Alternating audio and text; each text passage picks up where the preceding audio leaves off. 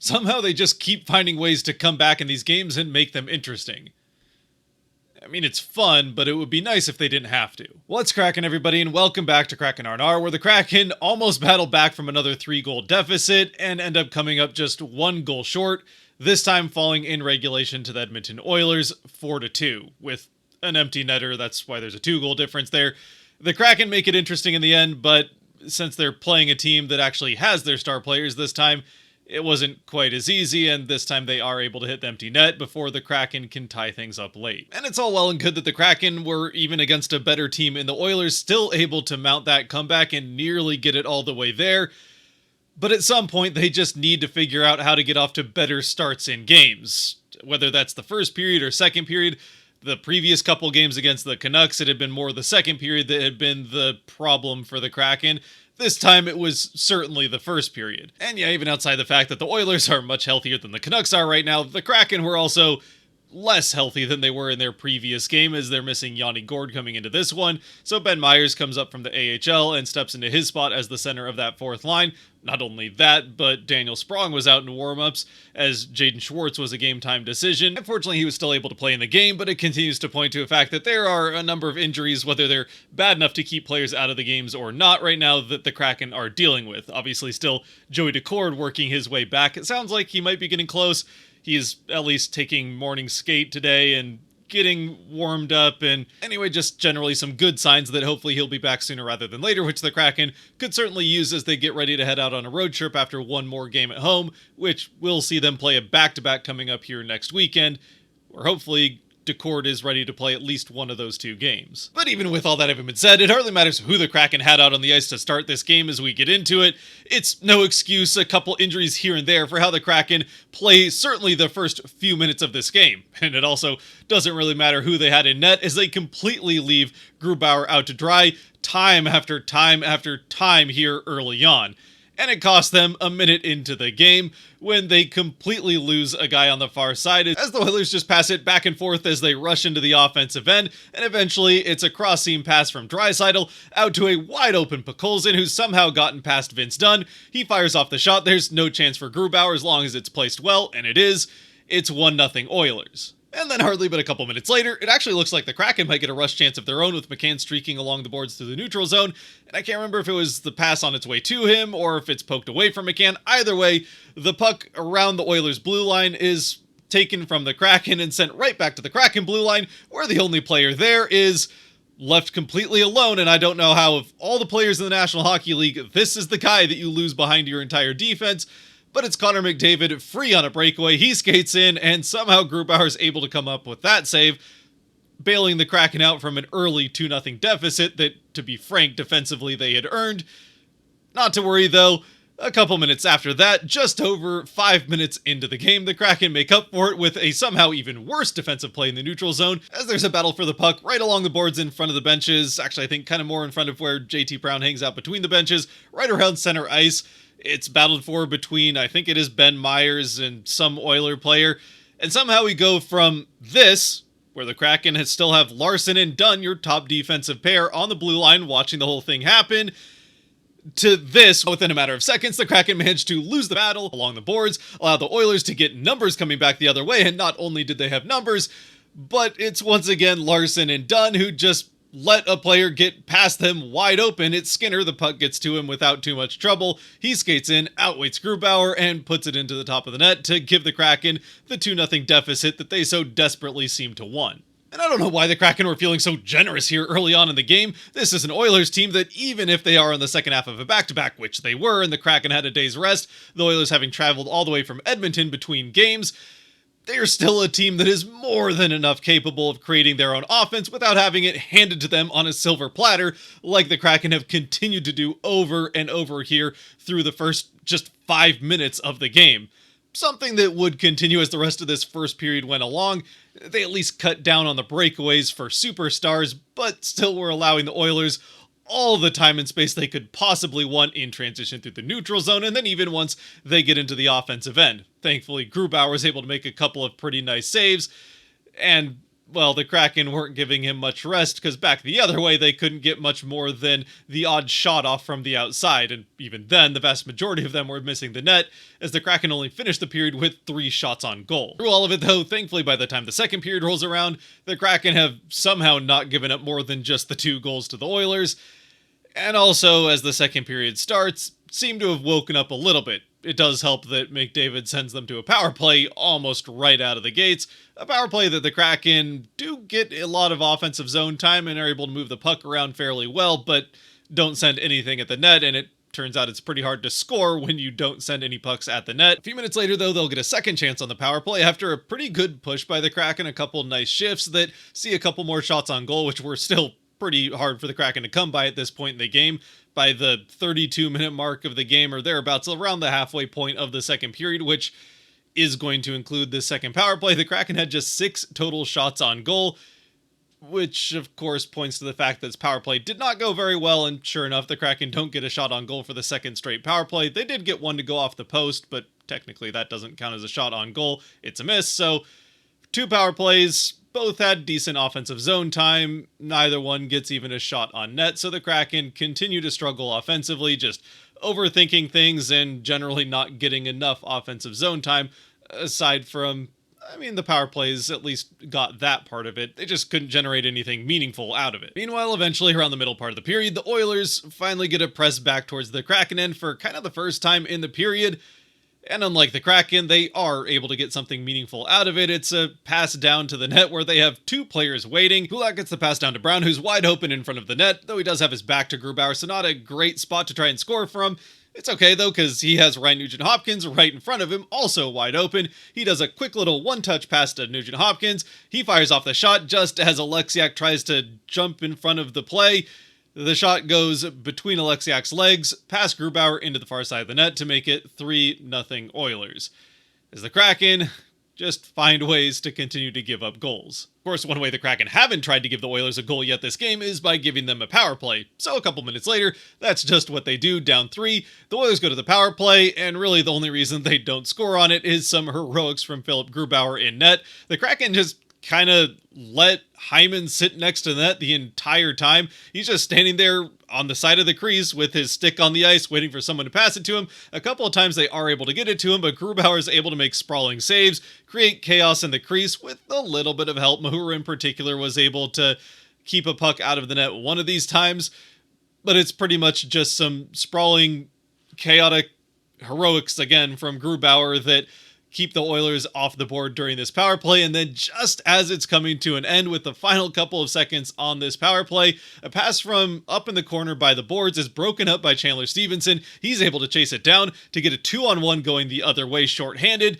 It's Tanev on the other side. They skate in, and just as the power play comes to an end, Stevenson fires off the shot and buries it into the back of the net to give the Kraken their first goal of the game. And really, aside from a couple of hard shots on the rush from Beniers, one in the first and one so far in the second, the first good scoring opportunity the Kraken have had in the game.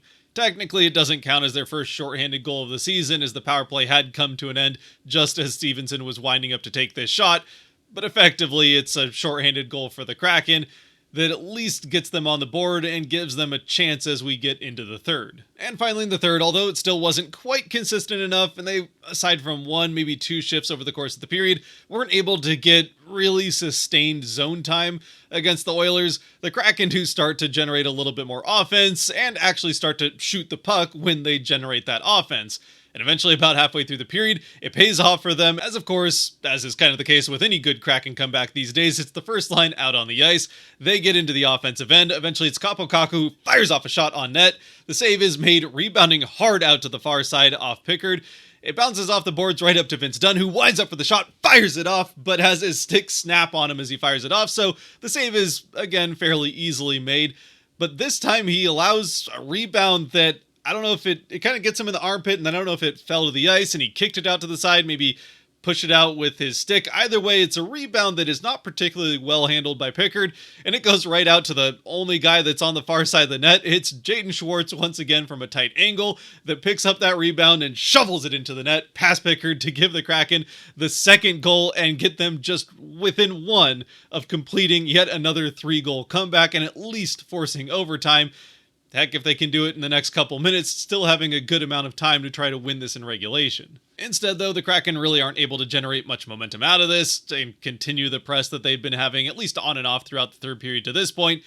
And a couple minutes later, it's the Oilers who are going to get the next good scoring chance. A 2-on-1 rush sees a pass get across and then back across for a shot off that seam pass from Leon Draisaitl that Grubauer comes up with a spectacular diving full splits extension toe save to keep that one out and keep the Kraken hopes alive, which it looked like might matter in the final few minutes, as with about 3 minutes left, the Kraken get a couple of good shifts off and some very good chances out in front of the net. Tolvanen shovels one just high with Pickard down, so he had a bit of the top of the net to shoot at, but trying to get the shot off quick, it goes over the net. Then a similar thing happens to Wright about a minute later. He's right in front of the net and a loose puck. He is kind of stumbling and falling as he's being taken down as he fires off this shot. Again, it goes a bit high, finds its way back out in front of the net. He swings his stick while he's laying on the ice from having been taken down, trying to chip that puck as it goes across the crease. Isn't able to get to it. The Kraken just couldn't find that bounce they need to get it into the empty net. And I will say, also here with about 3 minutes left as this chaos is happening, the Kraken a couple of good extended shifts in this offensive end. Was kind of somewhere in here where I was expecting or hoping, whatever the case is, to see Grubauer head to the bench, get the sixth guy out on the ice so the Kraken could really make sure that they kept that puck in there and got every chance they could. But Grubauer never ends up leaving until eventually the Oilers are able to get the zone clear. The Kraken come rushing back down into the offensive end. That's when Grubauer leaves. And as the Kraken dump it in to go chase it down, the Oilers are able to win the puck battle along the boards, get it up to Draisaitl, and then between just Leon Draisaitl being very good at hockey and a little bit of help from Bjorkstrand falling of his own accord, Draisaitl's able to skate it into the empty net to make it 4-2, and that pretty much does it for this one. So yeah, again, with this game for the Kraken, it's great that once again they were able to fight back from that 3-goal deficit and nearly tie things up. If one bounce goes their way, then they probably would have. Heck, they had a bounce when it was 2-0 that easily could have ended up in the back of the net, as Kakko had an empty net to just tap the puck into, but it took a weird bounce because it's a disc and not a ball, so it does that. It takes some weird bounces, hops over his stick to keep that one from going in. And then all of the chaos they were able to cause here when it was late in the game with just the 1-goal deficit. It would have helped to have the sixth guy on the ice a little bit sooner, but ultimately the Kraken just need to find a way to not start off the game giving their opponents these multi-goal leads that then force them to try to come back and just force overtime and hope for the best there. And really what was especially frustrating about this game for the Kraken and how they gave up this multi-goal lead to an opponent was just the incredibly sloppy, careless, downright lazy at times defense from the team, as they would just constantly lose players either in open ice or in 3 different occasions letting guys get clean behind their defense. And it wasn't like a third pairing guy or like Mahura, who, I mean, he's been playing pretty well for them, but ultimately he's a 7th defenseman, I guess now 6th since they traded Borgen. But it was your top pairing defensemen of Dunn and Larson that are responsible, I would say, for 2 of those 3 goals. Specifically, the first 2 goals of the game that come almost within the first 5 minutes of it in their first 3 shifts as a pair.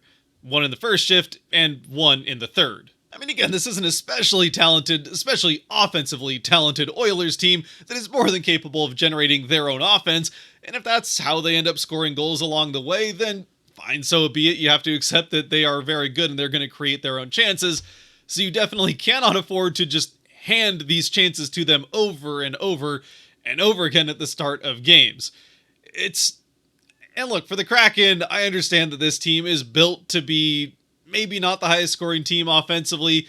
They don't necessarily have any offensive superstars, at least at this point in time. So with that being the case, it comes with the territory. It's to be expected that you're going to have some scoring droughts here and there, whether it's a couple of games, a couple of periods. The offense isn't always going to come in waves like it does with some other teams, like the team on the other side with a couple of generational offensive talents in Draisaitl and especially McDavid. But the trade-off is that your team is built from the back end forward with a very good decor and a group of forwards that are pretty much all specifically handpicked to be on your team because they are good two-way forwards. I mean, Matty Beniers, for all the issues that he's had scoring-wise, is one of the best defensive forwards already in the NHL. And yet his line is the one that's out there giving up that first scoring chance, the pass that gets clean across from Draisaitl to Pakolzin for that first goal. It's just frustrating to see a team that's built around this solid defensive structure just not even bother to try playing that way, and then not generating anything back the other way in return. And yeah, eventually they did get back to playing the way that we know that they can play defensively. I'd say they even played the majority of the second and third period, the last 40 minutes of this game, pretty well defensively, keeping things mostly outside, clearing guys away from the net, and helping Grubauer out when the puck did make its way to the net. Unfortunately, you just cannot afford to play the first 20 minutes of the game the way the Kraken played the first 20 minutes, giving up all those chances against really any NHL team, much less one of the best offensive teams in the league. I suppose at least they'll have a chance to make up for it when, in a couple days' time on Monday to close out the homestand, they face another one of the most offensively skilled teams in the league so far this season in the New Jersey Devils, which hopefully they'll still have their full complement of defensemen for, as Adam Larsson left the game in the second period and did not return, which is not a guy, even with how the first period went for he and Dunn, that the Kraken can really afford to lose at this point in time, needing to put some wins together. They kind of need to get this win against the Devils, and then certainly need to take care of business and get hot on this road trip, where the schedule starts to turn a little bit in their favor. Not that they've had a history so far this season of taking advantage of things when the schedule has been in their favor. And finally, one last thing that I kind of feel like I have to mention here, even though I really wish that it wasn't the case, before we get to Kraken 3 stars, it was an especially bad game, and it has not been an easy season for him, but Andrei Burakovsky in this game was just absolutely brutal in especially the offensive transition for the Kraken. He handled the puck pretty well, actually, through the neutral zone more often than not, have some great plays, some nice handling, get around a couple of players, and then just make the most boneheaded turnovers over and over again as the Kraken get into the offensive end. So I suppose on the one hand, he was a part of the reason the Kraken could get through the neutral zone, which was not always easy for them in this game. But as soon as they got there, he'd hand the puck right over, and sometimes that'd even lead to an odd man rush the other way.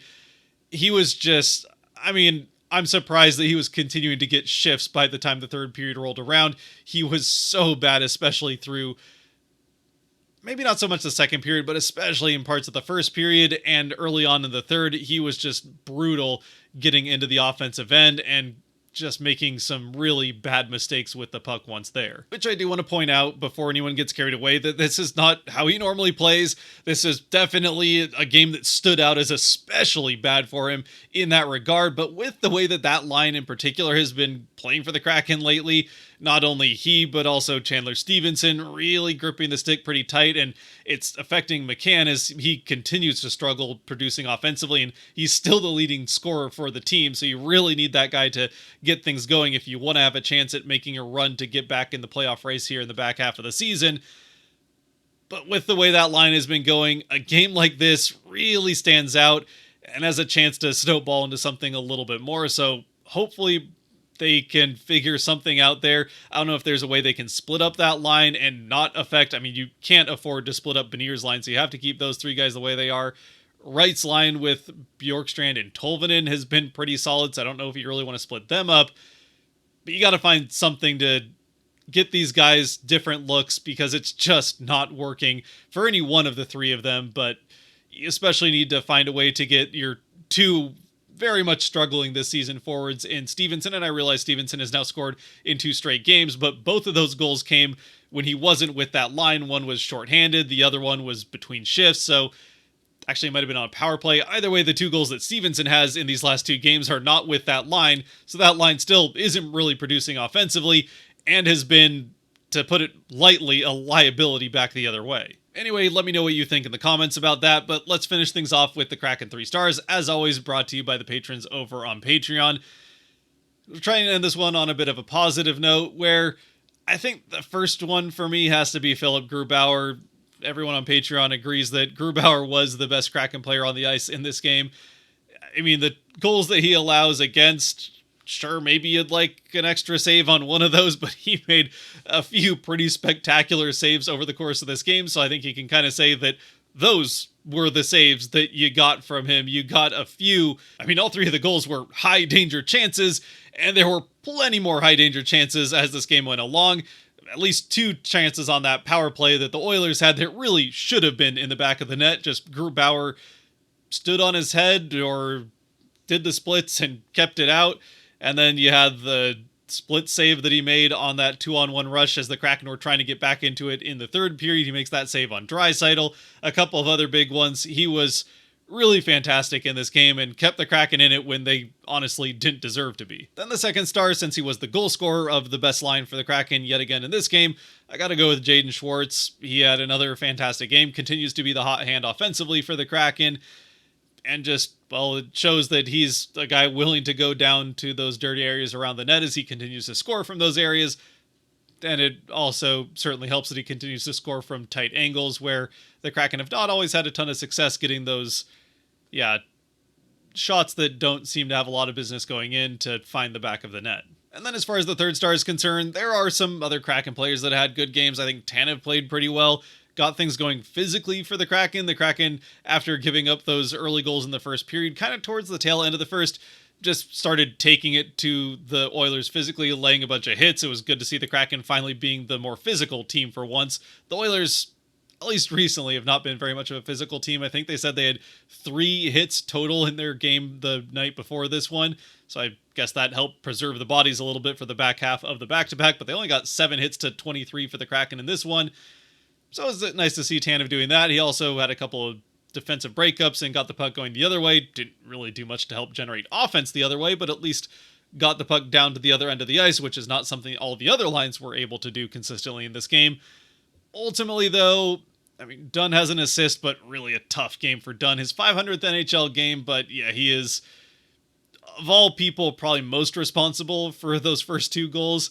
So yeah, just not a great game for Dunn. Stevenson does get the goal, but again, that line just is not working. So up and down there, take the good with the bad, I guess. The one guy that I think had mostly good and not very much bad aside from being on the ice for the first goal would be, again, Kaapo Kakko. Continues to be a big part of the reason as he meshes with Beniers and Schwartz, why that line is working so well, as he gets in on the forecheck and is, I think, the best on the Kraken roster right now at winning puck battles along the board, certainly on the forecheck, but even on the back check at times, the Kraken, I'm not sure, have a better player at getting to the puck and getting it free from the boards with control. Again, though, as always, let me know what you think down in the comment section below. If you disagree, if there's different players you'd have as the 3 stars. I don't know if Grubauer is really that much up for discussion in this one. I think he's pretty clearly the first star for the Kraken if you're going to give out stars. So I suppose maybe you can decide not to. Otherwise, yeah, the Kraken really do need to pick up a win here to not go back to 4 games below 500 as they go out on the road trip. Because if that is the case, then they really need to take care of this road trip to get back to NHL 500 as they come back home. I think that's kind of where they need to be, coming back home at the end of this road trip with some of the teams that they're playing. If they're not back at least right near 500, if not at it or slightly above it, then it's going to be a tough climb from the middle part of January on through the rest of the season for the Kraken to get back in this race. Yeah, it can be a little frustrating to look at the East side of things and realize the Kraken would be right in the race in the East, but the West is a little bit more what you'd expect from a playoff race, with teams actually having to be above NHL 500 to be in the playoff picture. With that, though, until this last game of the homestand against the Devils, stay safe out there, be good to each other, God bless, and go Kraken.